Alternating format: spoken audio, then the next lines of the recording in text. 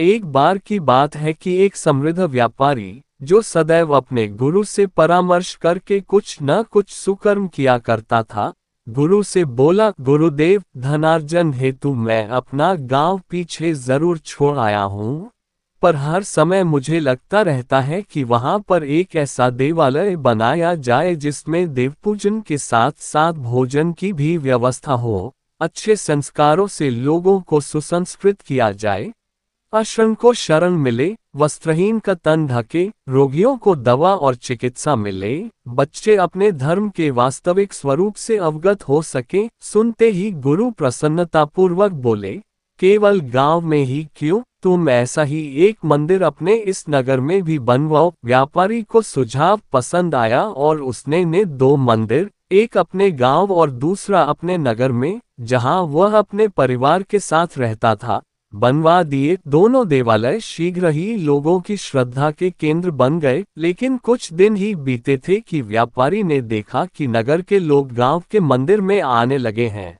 जबकि वहां पहुंचने का रास्ता काफी कठिन है। उसकी समझ में नहीं आ रहा था कि ऐसा क्यों हो रहा है। कुछ भारी मन से वह गुरु जी के पास गया और सारा वृतांत कह सुनाया। गुरु जी ने कुछ विचार किया और फिर उससे यह परामर्श दिया कि वह गांव के मंदिर के पुजारी को नगर के मंदिर में सेवा के लिए बुला ले। उसने ऐसा ही किया, नगर के पुजारी को गांव और गांव के पुजारी को नगर में सेवा पर नियुक्त कर दिया।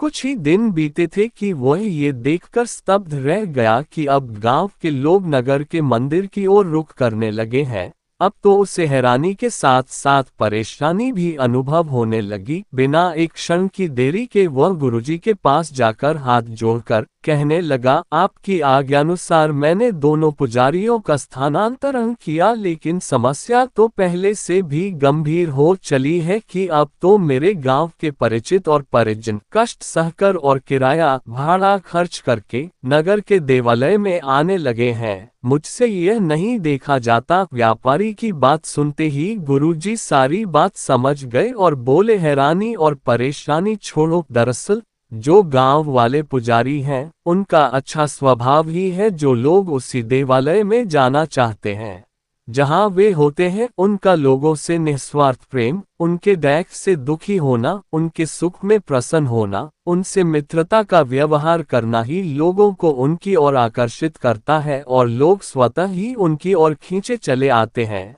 अब सारी बात व्यापारी की समझ में आ चुकी थी।